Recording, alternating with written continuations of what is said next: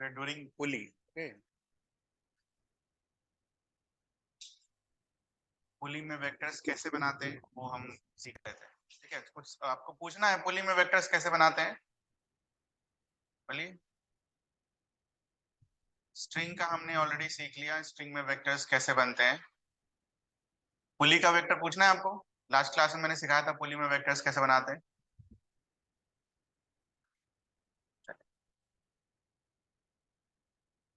तो जरा लिखिए एक बार।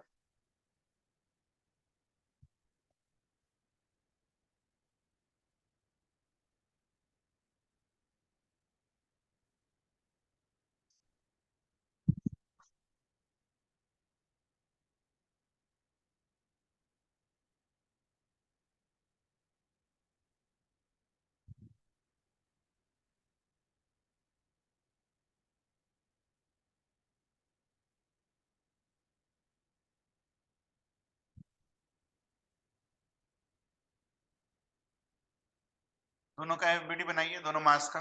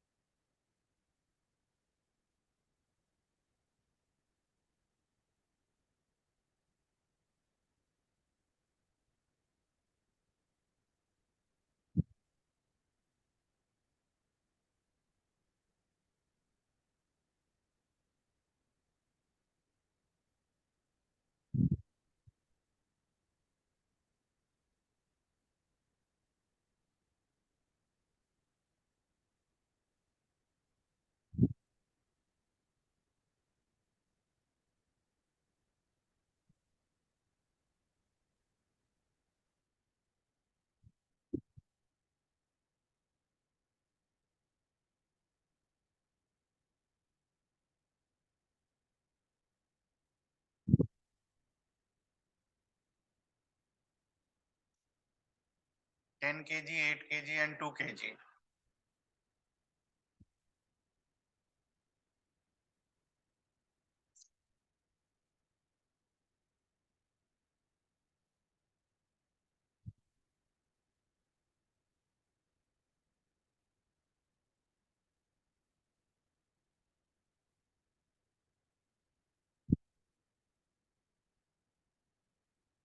क्या हो गया?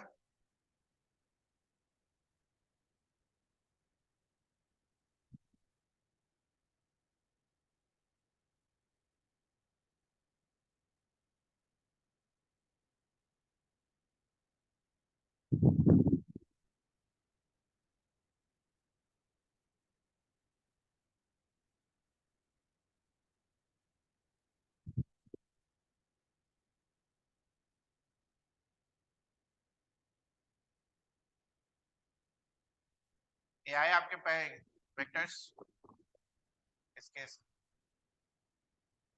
सभी का है।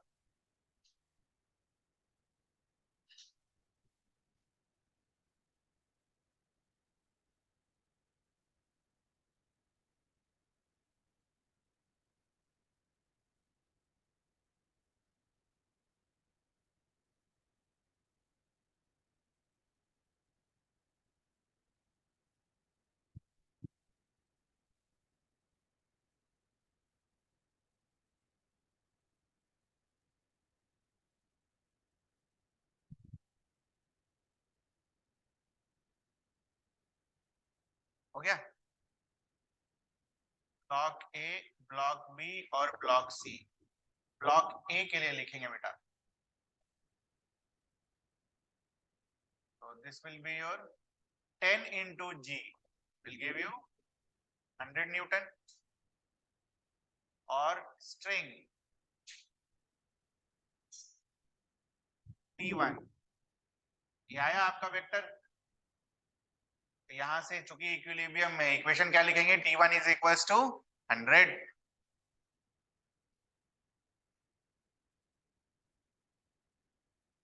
इक्विलिब्रियम दे रखा है, दैट्स व्हाई। नेक्स्ट ये हो गया हमारा ब्लॉक ए का। ब्लॉक बी का ना, अगर हम ध्यान से देखें ब्लॉक बी में दो धागे बंधे हुए हैं, एक धागा नहीं है, अलग अलग धागा है। ठीक है, हमने क्या सीखा, एक धागा में टेंशन क्या रहेगा, सेम। दो धागे होंगे तो टेंशन क्या हो जाएगा, चेंज। ठीक है, तो ये जो वाला जो धागा है, ये वाला जिसको 1 बुला रहे हैं, और इसको 2 बुला रहे हैं, तो यहाँ इस पूरे धागे में टेंशन क्या रहेगा, T1। सीखा था हमने ये, तो इसके ऊपर T1 लगा देंगे हम ऐसा। ठीक है, और दूसरा धागा क्या लिखेंगे हम, T2, और साथ में 8 into 10। ठीक है, कितना लिखना होगा, 80 न्यूटन। ये आया आपका, ये आया या नहीं। इसका इक्वेशन कैसे लिखोगे, ऊपर का फोर्स इज इक्वल्स टू नीचे का force, T1 is equals to T2 plus T। T1 already निकाल रखा है, 100 is equals to T2 plus 80। T2 का वैल्यू कितना आएगा, 20 न्यूटन।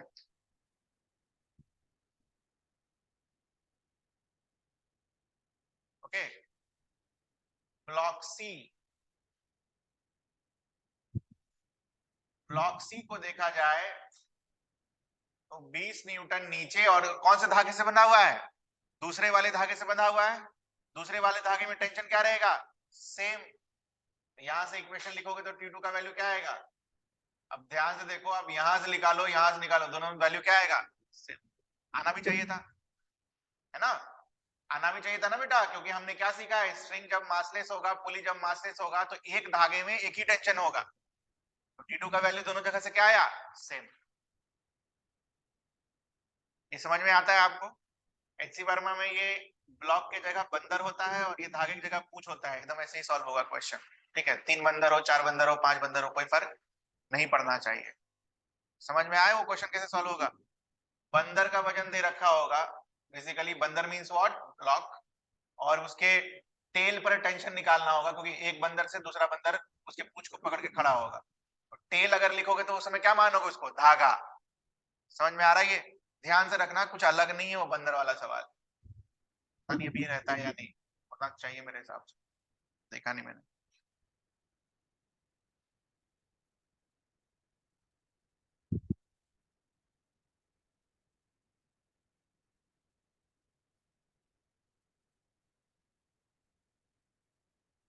नेक्स्ट,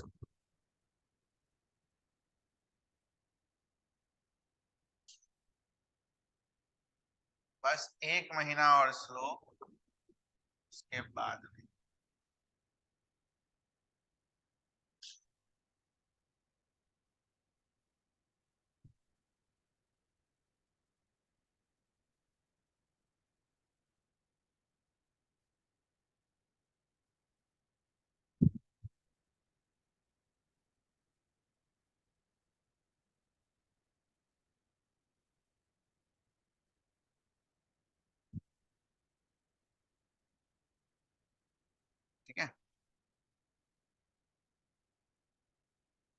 क्या दे रखा है क्वेश्चन में? System is in equilibrium,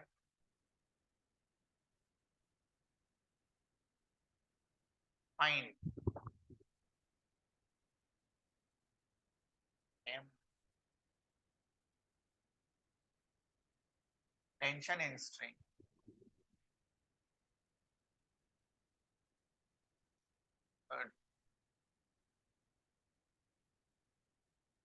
normal reaction.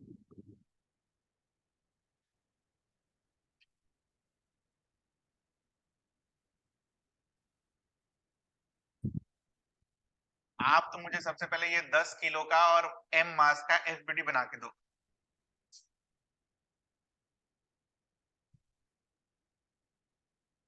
बाद में इक्विलिब्रियम करना।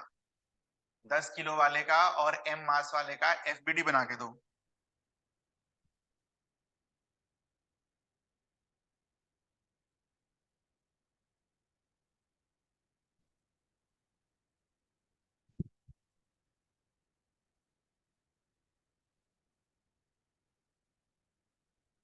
आपने मैथ्स का क्लास नहीं ज्वाइन करा?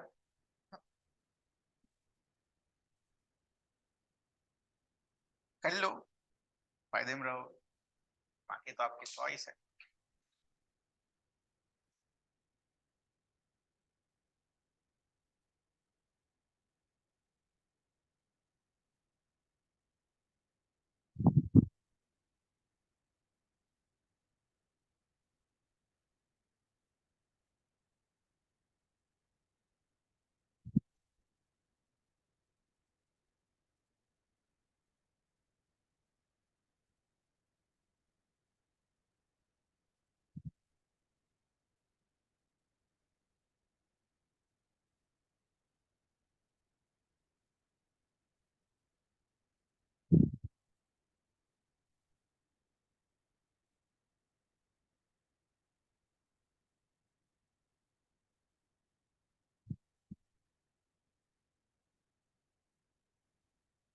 डन।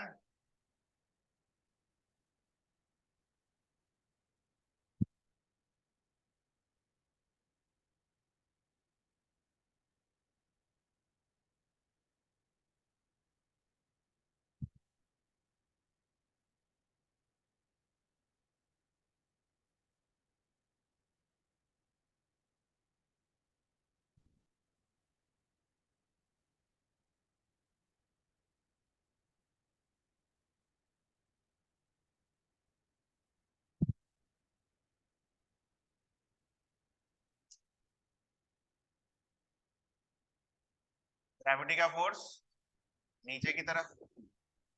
उसके बाद हमने ग्रेविटी वाले क्वेश्चन में इंक्लाइंड प्लेन पर इस फोर्स को तोड़ना सीखा था, याद है? सीखा था।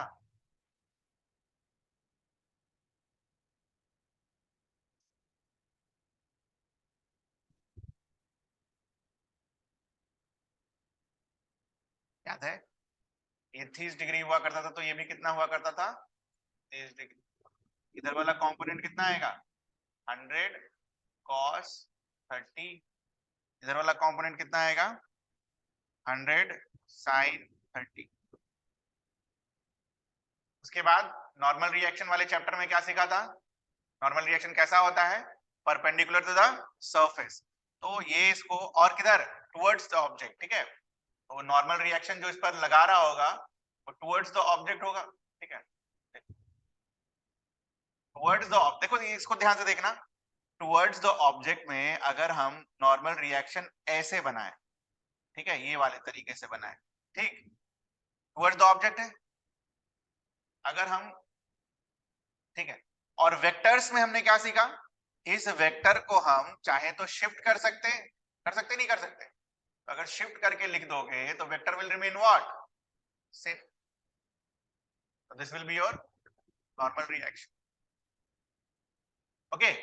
उसके बाद धागे से बंधा हुआ है तो इधर क्या लग रहा होगा? टेंशन। इसका काम खत्म।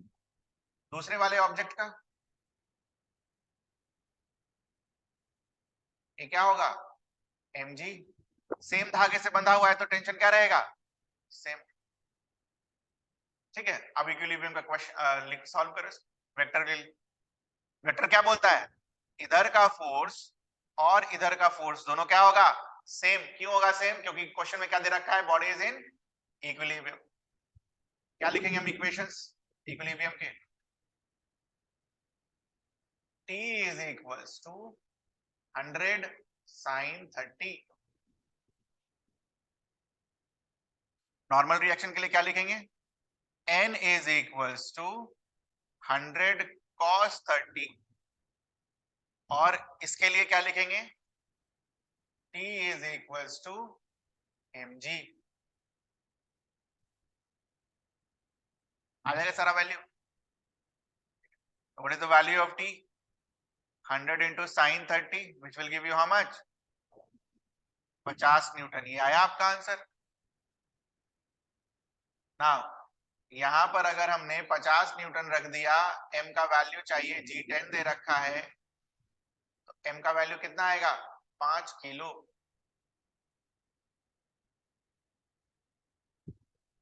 और नॉर्मल रिएक्शन का वैल्यू क्या है बेटा, 100 into √3 which is equals to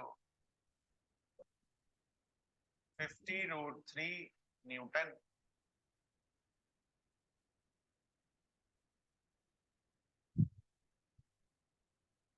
ये है अपने 3 आंसर। ये आए आपके।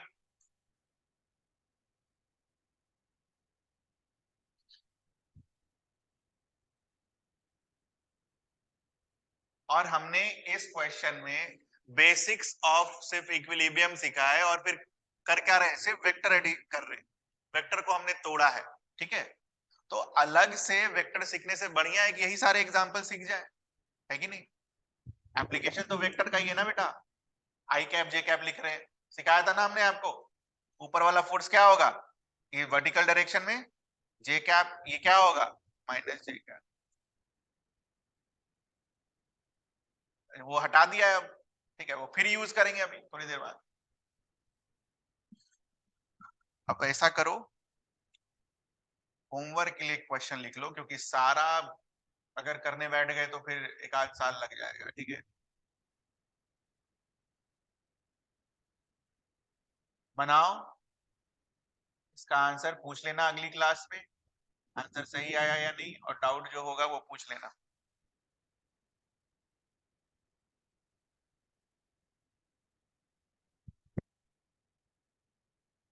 दिस इज बी, बी से ए अटैच्ड है, this is 30 degree, and this is c, okay.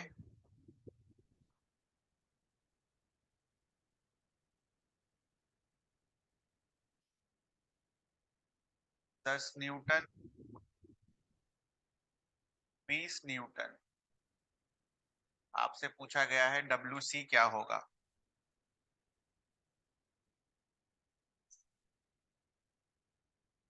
ठीक है। लिख लिया, देख लो सवाल बना लो जल्दी से, घर पे भी बनाएंगे ना, सब चीज यही थोड़ी करेंगे। बन गया।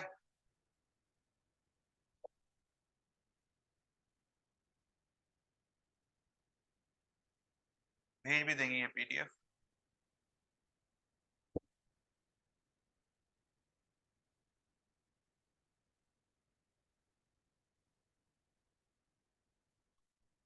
चलो आगे, दूसरा होमवर्क। ये सब अच्छे अच्छे सवाल हैं, है ना, करना है ये सब, ओके। कोई नहीं सिखाने वाला, कहीं नहीं दे रखा है NCERT।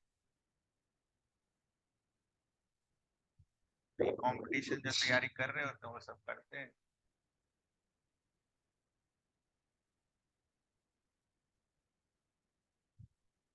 वो लगभग सारे सवाल करा देंगे,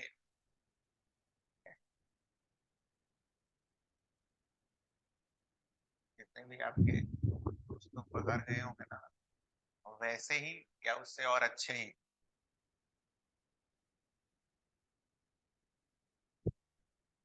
टेंशन नहीं लेना है।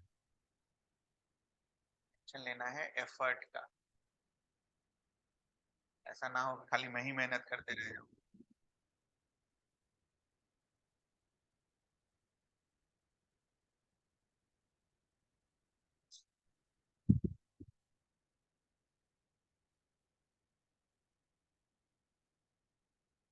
ढंग से डायग्राम बनाएगा ना तो आंसर नहीं आने वाला।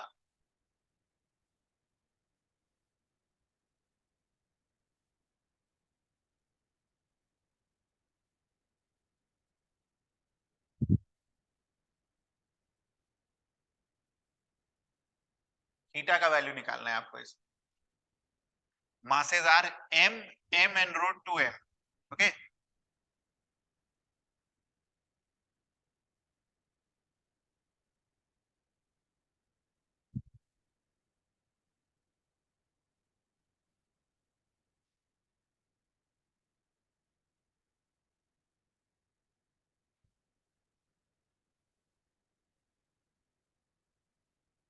Done? Copied? Homework।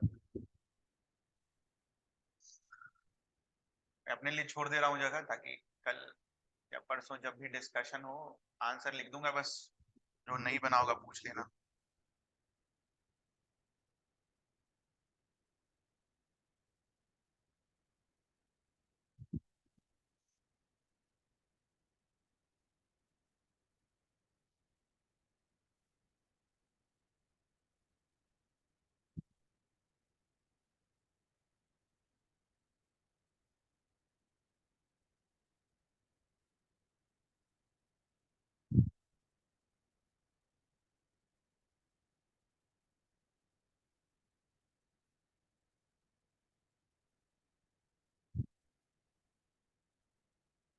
In this case, this is 90 degree, okay? This is 90 degree.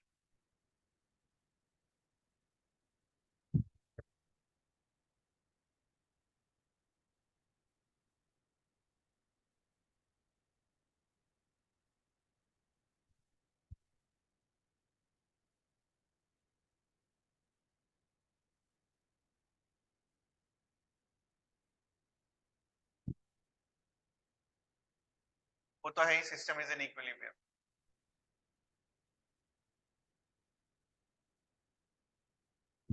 Course वाले चैप्टर में अब ये सब बेसिक सवाल सब नहीं करेंगे, ठीक है? ये सब अंडरस्टूड होगा कि आपको आता है। इक्विलिब्रियम वाला पोर्शन मारेंगे स्किप, सीधे एक्सेलरेशन।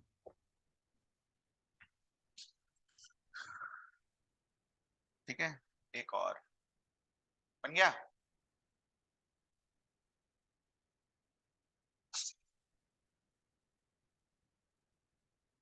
यही बना देते हैं।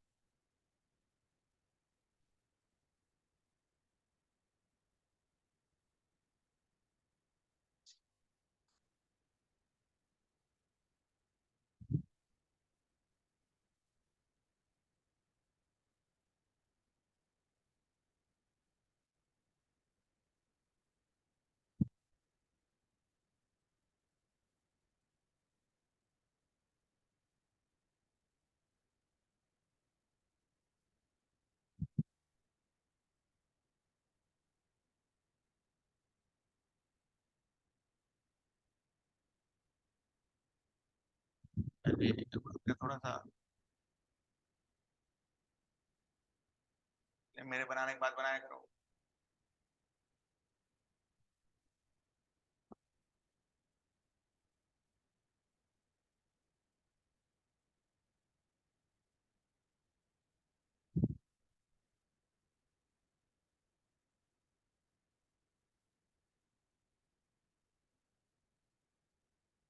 इसलिए इक्विलिब्रियम में है सब।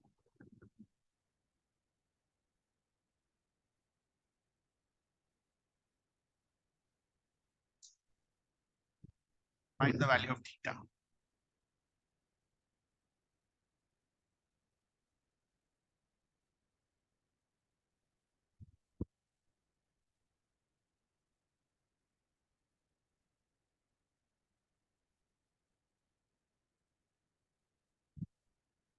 एक लाइन में आंसर आना चाहिए, घबराना नहीं है ना?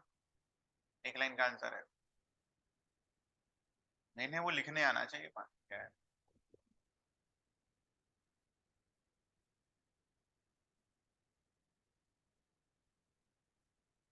ठीक है, डन।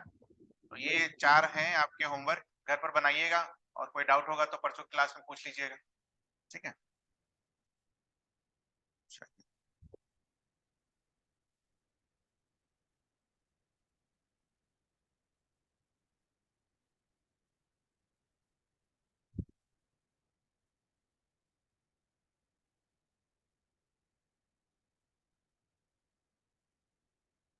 चलिए ये तो हो गया।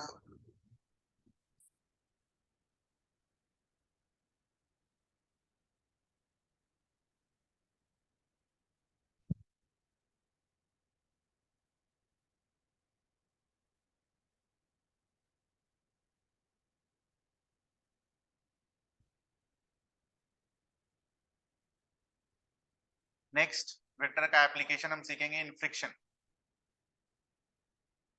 Application of vector in friction.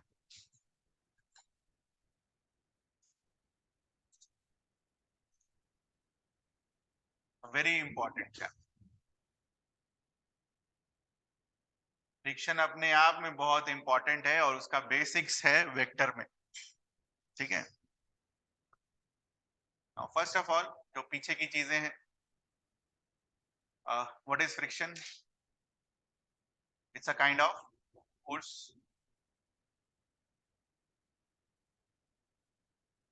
ठीक है, it's a kind of force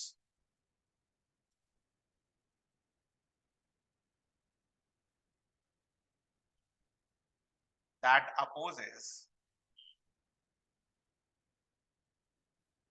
force that opposes motion or tendency of motion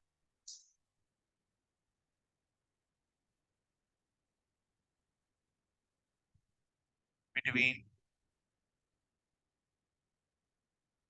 two surfaces. What is the meaning of motion and tendency of motion? Motion मतलब कोई object move कर रहा है ना। Tendency of motion, ठीक है, move करने की मतलब कोशिश करना, ठीक है। For example this one, see this, इस पर आप फोर्स लगाइए और ये एक्चुअली में मूव कर जाए, ठीक है, ये क्या है? मोशन, ठीक है। और इस पर आप फोर्स लगाइए, ठीक है, कहीं मूव नहीं कर रहा है लेकिन कोशिश कर रहा है किधर जाने का? आगे जाने का। This is called tendency of motion. Clear है दोनों में के बीच का डिफरेंस? टेंडेंसी मतलब कोशिश कर रहा है आगे जाने का, गया नहीं है। Okay, next, cause of friction. What is the reason behind the friction? So generally, friction is an example of contact force. Class 8 में सीखा था आपने, है ना। तो contact force कब आएगा? दो सरफेसेस के बीच में। इस सरफेस को अगर मैग्नीफाइंग ग्लास के अंदर देखा जाए तो ये सरफेस ऐसा स्मूथ नहीं दिखेगा बेटा, है ना, ऐसा स्मूथ नहीं दिखने वाला। तो कैसा दिखेगा? ऐसा।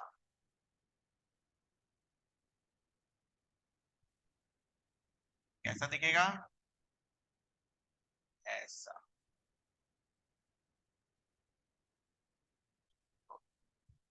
इसको हमने यहां बनाया, इसको हमने यहां बनाया, बना लीजिए इसको। मैग्नीफाइंग ग्लास के अगर हम अंदर देखें तो ये सरफेस, ये हमने यहां सीधा बनाया ना सरफेस को, देख रहे हो आप? वो सरफेस सीधा नहीं होगा, वो वैसा होगा जैसा अभी बनाया।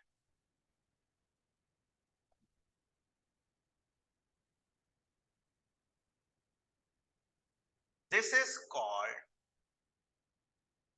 इरेगुलरिटी। बेटा कुछ नया नहीं पढ़ा रहा हूं, सब क्लास 8 में है।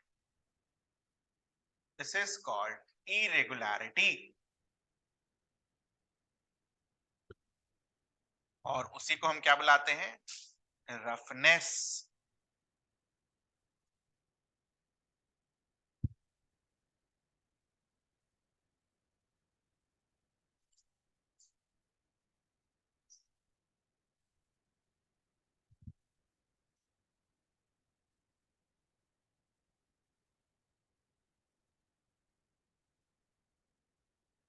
फ्रिक्शन को जब हम आगे भी पढ़ेंगे तो एक और चीज से डिनोट करेंगे कि friction is also caused due to intermolecular forces of attraction.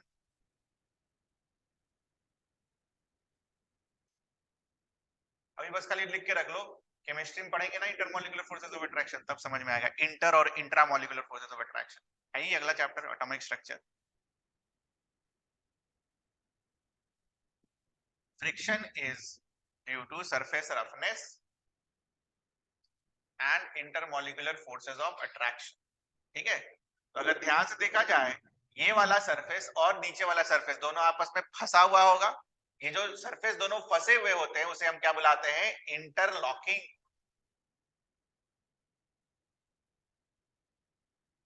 ये जो सरफेस एक दूसरे में फंसे हुए होते हैं उसे हम क्या बुलाते हैं? इंटरलॉकिंग। ये दिस इंटरलॉकिंग।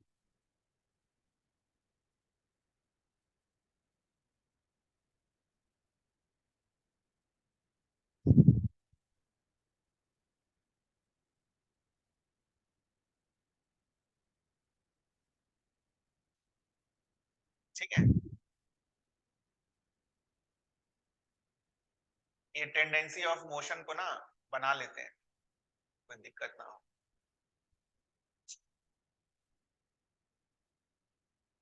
बहुत यूज होगा, दैट्स व्हाई।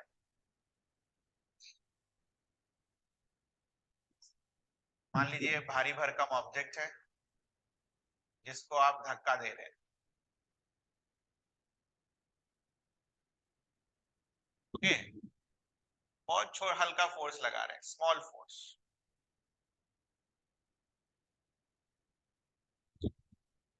धक्का दे रही है और पुशिंग। नाउ छोटा फोर्स लगाओगे, ऑब्जेक्ट मूव तो नहीं करेगा,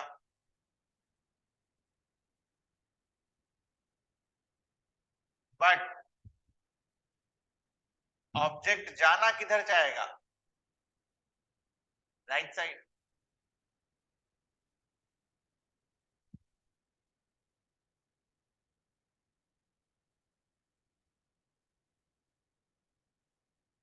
है ना?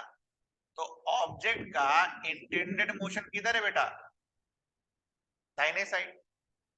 फ्रिक्शन कहां लगेगा? किस डायरेक्शन में? बोलो। डेफिनेशन क्या बोल रहा है? Friction opposes tendency of motion. Friction will act in left direction.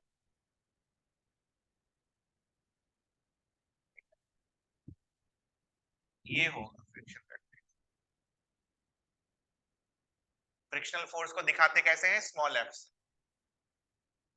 Frictional force is denoted by small F. जैसे टेंशन का टी होता है ना, फ्रिक्शनल फोर्स का स्मॉल एफ होता है।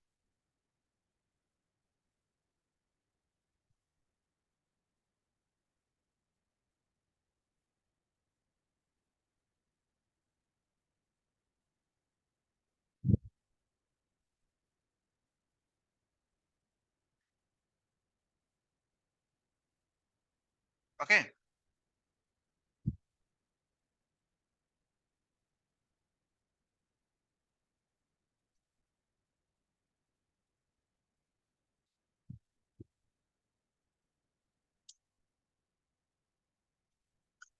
ये वाला जो टेंडेंसी ऑफ मोशन वाला केस बनाया है उससे एक एग्जांपल हमें समझना है अभी फिलहाल। Very important this one. ये पूरा सब कुछ बहुत इंपॉर्टेंट है बेटा। फिर से वो डायग्राम बनाओ।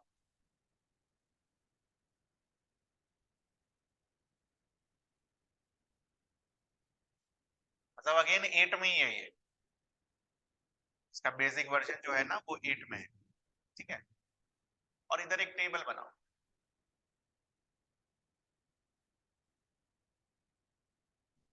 धक्का आप किधर लगा रहे हो बेटा? है ना? ये जो पुश जो आप कर रहे हो डायरेक्शन क्या है? लेफ्ट टू, है ना? फ्रिक्शन किधर लगेगा? राइट टू लेफ्ट, ऐसे। ठीक है, नाउ इस फ्रिक्शन का क्या वैल्यू होगा या फ्रिक्शन कैसे आता है वो सीखना है। क्या सीखना है? इधर टेबल बनाना है।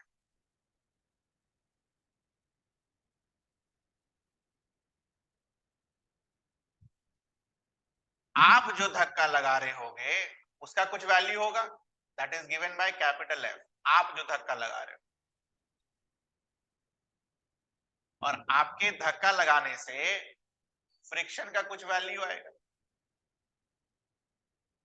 ठीक है, से फॉर एग्जांपल आपने 0.1 न्यूटन का फोर्स लगाया तो फ्रिक्शन का वैल्यू कितना आएगा? 0.1। बहुत छोटा। मान लो आपने धक्का लगाना थोड़ा तेज किया, 1 न्यूटन। फ्रिक्शन अभी भी क्या होगा? जो आपने धक्का लगाया उसको बैलेंस करेगा। क्यों ऐसा हो रहा होगा बेटा? क्योंकि अगर ऐसा नहीं हुआ तो ऑब्जेक्ट मूव करने लगेगा, है ना? और ऑब्जेक्ट अगर मूव करने लगेगा तो उसके पास कुछ क्या आएगा? जीरो से कुछ वेलोसिटी बढ़ेगी, और जीरो से अगर वेलोसिटी बढ़ गई तो इसका मतलब क्या होगा? एक्सेलरेशन आएगा। तो हमें तो एक्सेलरेशन चाहिए नहीं, ऑब्जेक्ट रेस्ट पर है। सिमिलरली 2 न्यूटन, इधर भी 2 न्यूटन, अभी भी ऑब्जेक्ट रुका हुआ है। और थोड़ा वैल्यू बढ़ा है, 4 न्यूटन। नाउ एक समय ऐसा आएगा जब आप धक्का धीरे धीरे धीरे धीरे करके बढ़ाओगे, एक समय ऐसा आएगा कि इसके ऊपर जब आप फोर्स लगाओगे,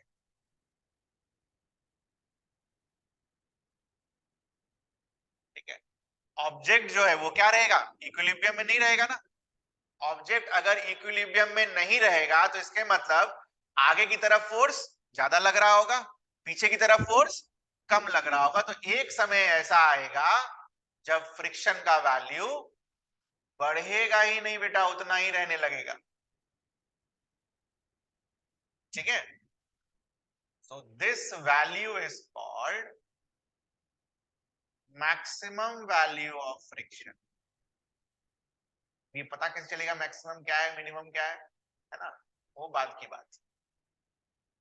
बट सोचना इस तरीके से है, आपने जीरो से फोर्स लगाना शुरू किया, ठीक है, आपने जीरो से लगाया, फिर एक लगाया, दो लगाया, अभी भी मूव नहीं किया, 3 4 5, और 5 के बाद जैसे ही हल्का सा फोर्स लगाया वो मूव करने लगा। इसका मतलब मैक्सिमम फ्रिक्शन सरफेस पर कितना है? 5 न्यूटन का। इसी तरह मान लो 10 पर मूव करना शुरू होता, जस्ट हल्का सा, तो मैक्सिमम फ्रिक्शन फोर्स कितना लग रहा होता?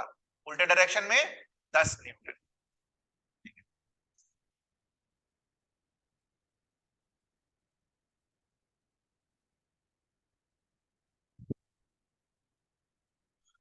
फ्रिक्शन फोर्स का FBD diagram.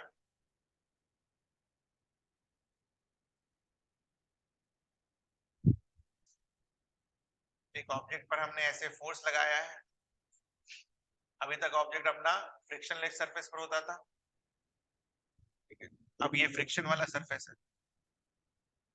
Draw it's FBD, object का एफबीडी बनाइए एक बार।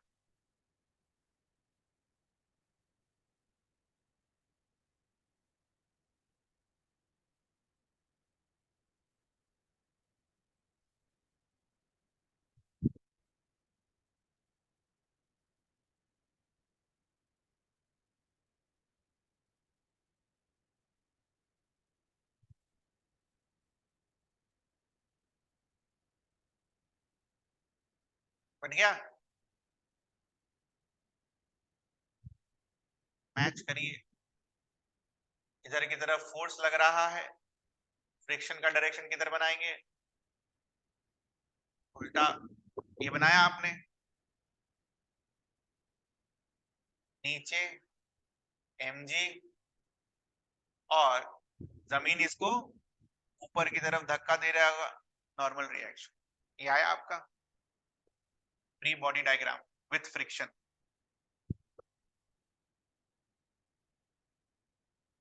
ये आया?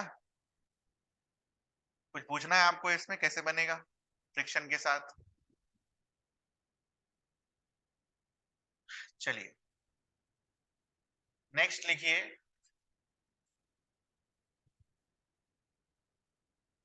Types of friction.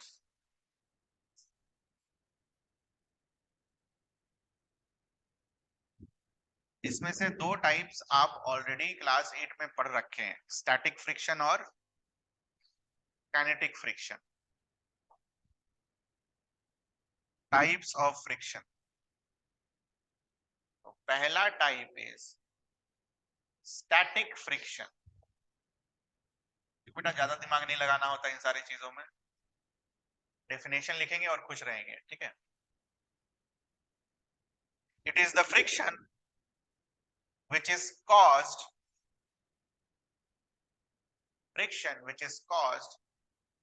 when two objects are at rest, ठीक है, या फिर ये तो 8 वाला डेफिनेशन हो गया, when there is no relative motion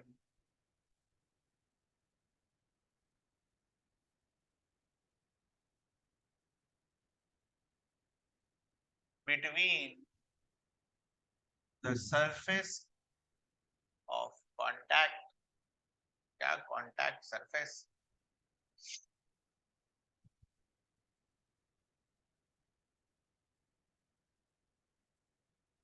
static friction कब आएगा, जब दो ऑब्जेक्ट्स क्या होंगे, रुके हुए हों। इसका मतलब क्या, देखो जब भी आप फोर्स लगा रहे होगे तो दूसरा को तो मूव करना नहीं है, तो फ्रिक्शन कितना आ रहा होगा, जो आप फोर्स लगा रहे होगे, तभी तो वो मूव नहीं करेगा। समझ में आता है ये चीज, देखो ध्यान से, हमने क्या लिखा definition, when there is no relative motion between the two surfaces, तो जो आप फोर्स लगाओगे इसका मोशन होना है नहीं, आगे इसको जाना नहीं है, तो इसका मतलब नीचे से फ्रिक्शन कितना लग रहा होगा, जितना आप फोर्स लगाओगे। What is the value of static friction,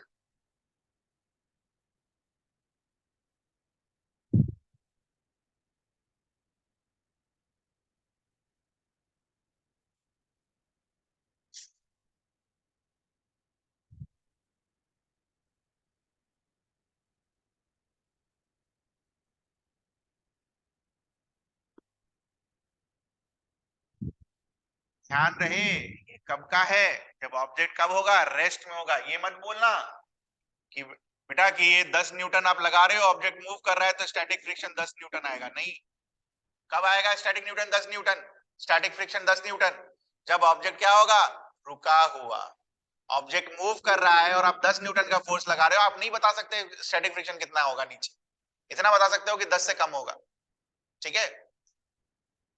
ध्यान रहे इस चीज का, आ गया ये, this is the very important line, लोग आगे चल के यही भूल जाते हैं कब के लिए ये लिखा था। पता चला ऑब्जेक्ट मूव कर रहा है, एक्सेलरेटेड मोशन है, आप उसमें भी स्टैटिक फ्रिक्शन को बराबर कर दिया अप्लाइड फोर्स के, वो नहीं करना है। ओके, क्लियर है ये चीज। इसका एक ग्राफ बनता है,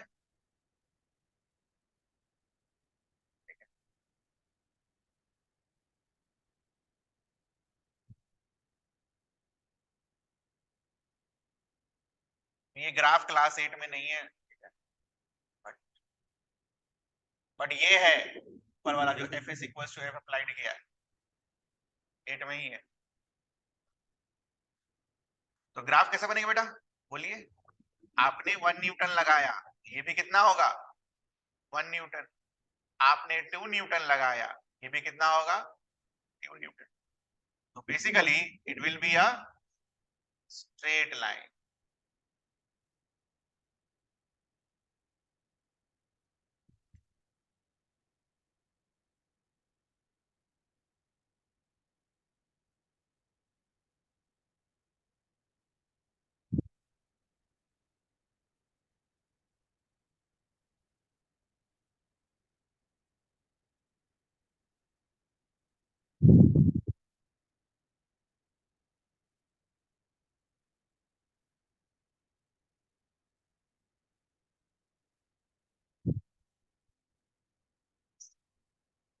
next is limiting friction.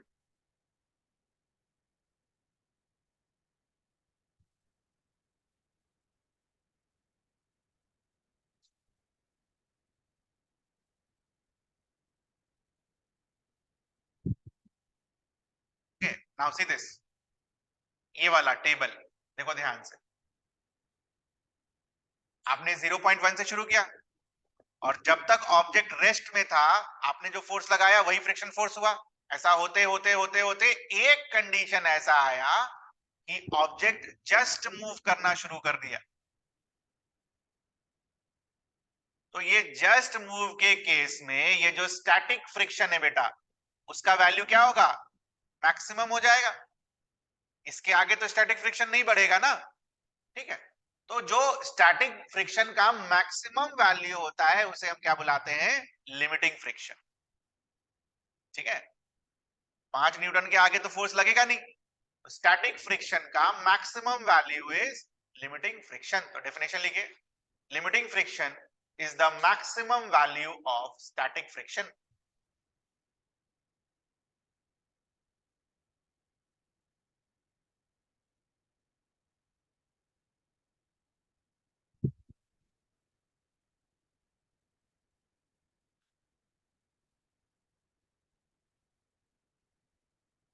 Limiting friction is the maximum value of static friction. And what is the formula for limiting friction? जो हम बार बार निकालेंगे. ओके, बेसिकली हम यही निकाल रहे होंगे पूरे mechanics. FL is equals to mu s into n.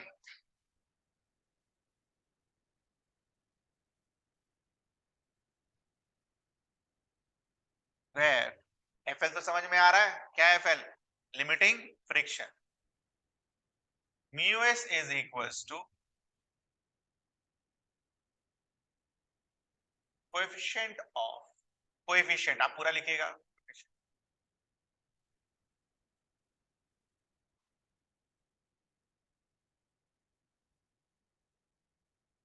Of static friction. और n तो हम सबको पता है क्या होता है. ये normal reaction.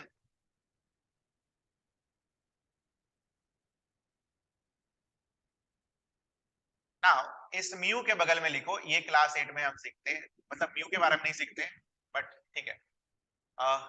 It depends on.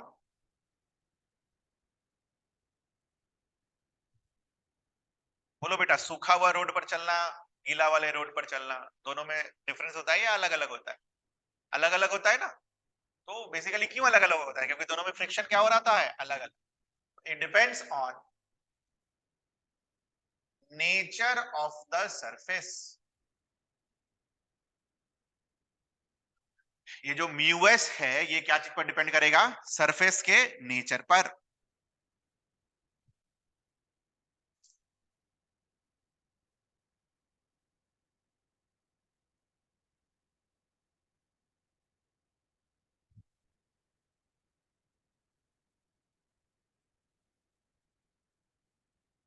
Surface का वैल्यू म्यू दे रखा है. ऐसे फोर्स लगा रहे हैं हम. ठीक है. इसका मास m दे रखा है. ठीक है. बनाओ इसका एफबीडी. Draw it's FBD.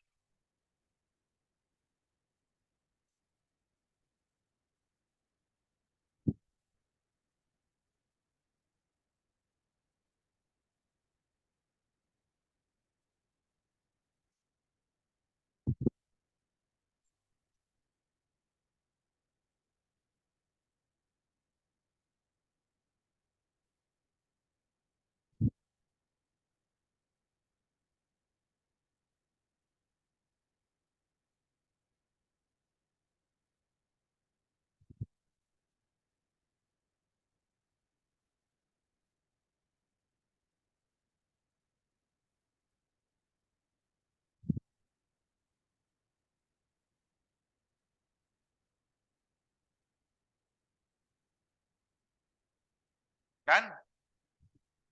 अगर हम एफबीडी बनाएंगे इधर एफ, इधर स्मॉल एफ, नीचे की तरफ mg, ऊपर की तरफ नॉर्मल रिएक्शन। और अगर ये इक्विलिब्रियम में हुआ, रुका हुआ तो इक्वेशन कैसे लिख सकते हैं हम, बोलिए? जस्ट टेंडेंसी टू मूव है, जस्ट टेंडेंसी टू मूव। क्या लिखेंगे? F is equals to small f लिख सकते हैं।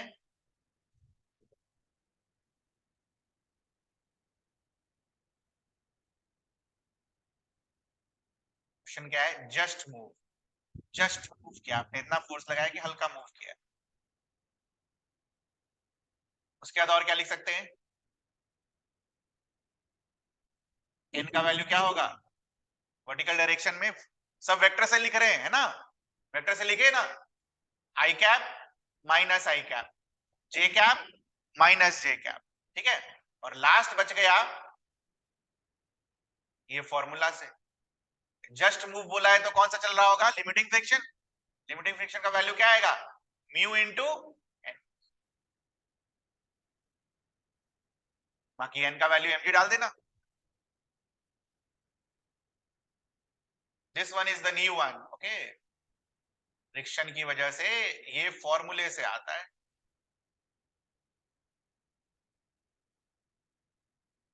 ये वेक्टर से नहीं आता। क्या चीज से आता है? फॉर्मूला से। वेक्टर से ये दोनों आया, फ्रॉम वेक्टर।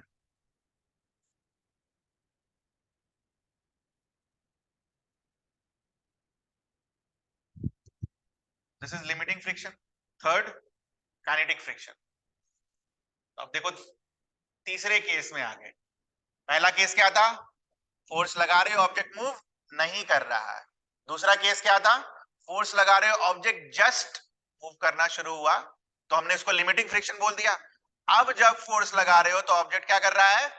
मूव कर रहा है, ठीक है?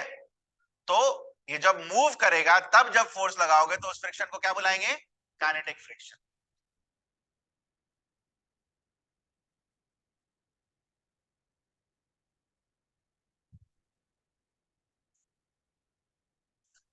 लिखो, force of friction, it is the force of friction between two bodies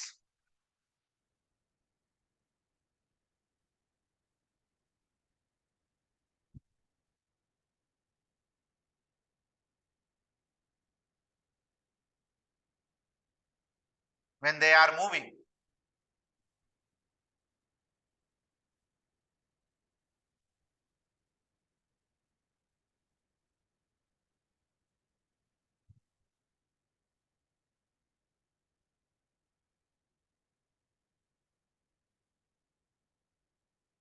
With respect to one another, with respect to one another,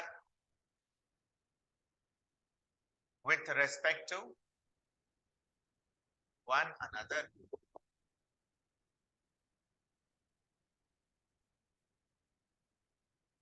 फिर उसी प्रकार से क्या होगा वैल्यू? म्यू के इंटू एन। म्यू के किसके लिए है? मूविंग बॉडी के लिए है, ठीक है? और म्यू एस किसके लिए है बेटा?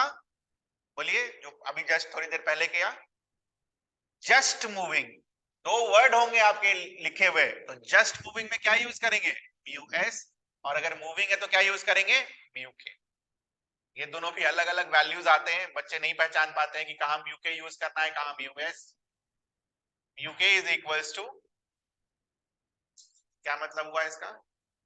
Coefficient of kinetic friction.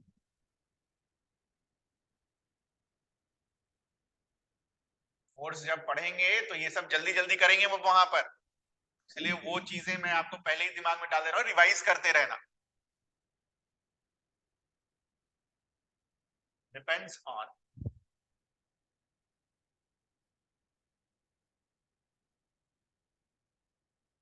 nature of surface in contact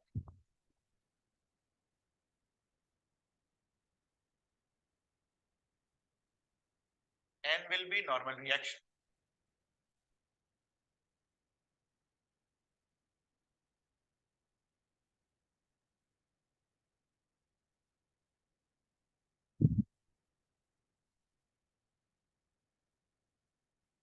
अब ये जो तीन फ्रिक्शनल फोर्स हमने पढ़ा, तीनों के बीच में एक रिलेशन होता है, एक डायग्राम होता है, वो एक साथ बना लेंगे हम।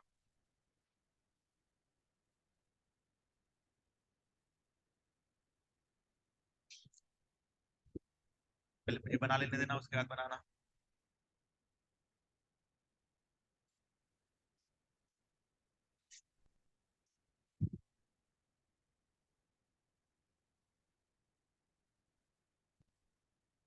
ठीक, बनाओ।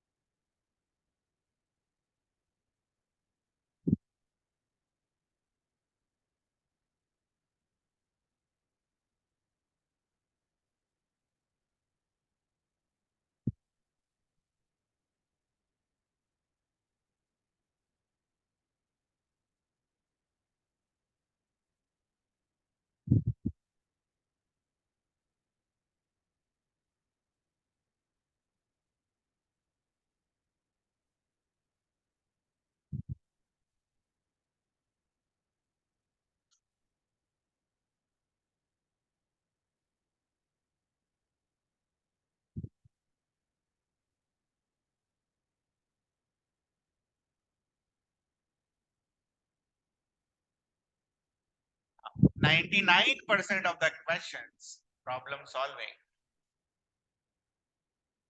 के लिए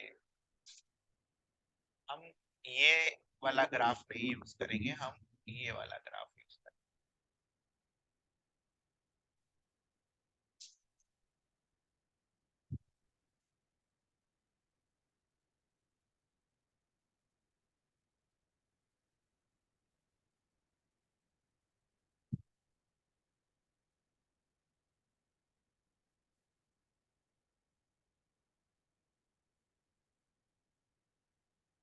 ninety 99% of the problem solving हम किस केस के लिए जाएंगे? जब लिमिटिंग फ्रिक्शन, ठीक है, और काइनेटिक फ्रिक्शन ऑलमोस्ट सेम हो रहा हो, ज्यादा वैल्यू का डिफरेंस नहीं होता है, दैट्स व्हाई ये असम्पशन हम यूज करते हैं।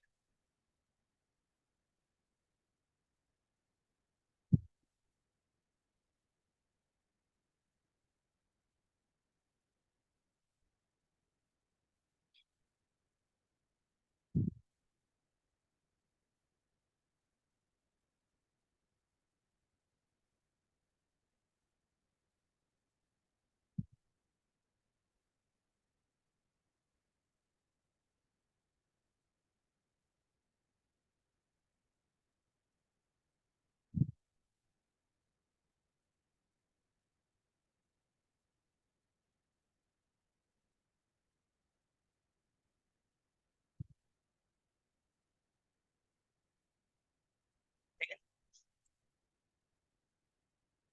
यहाँ तक फिर पढ़ कर आइएगा, फिर आगे करेंगे इसके ऊपर प्रॉब्लम। ये तीन चीजें हैं, ज्यादा बहुत दिमाग खराब करती हैं, क्या क्या है क्या नहीं है। आई होप आपको ये समझ में आया होगा कि कहाँ पर किसको यूज करना है। ठीक है, बाकी तो लिमिटिंग और काइनेटिक वाले को तो 99% ऑफ द टाइम बराबर मानकर हम करेंगे। आगे जिस प्रकार से क्वेश्चन वगैरह आएगा देखा जाएगा, रिवाइज करके आइएगा। और ये होमवर्क बना कर आइएगा, ठीक है। पहले वो डिस्कशन, पहले आपसे आंसर पूछेंगे, वो 4 सवाल जो मैंने दिया है उसका क्या आंसर आया, जिसका आ गया उसको करने की जरूरत नहीं होगा, जिसका नहीं आया वो सॉल्व कर देंगे, ठीक है। करिए, आप कुछ क्वेश्चन घर पर भी करना होगा, सब तो नहीं हो पाएगा, बहुत बड़ा है।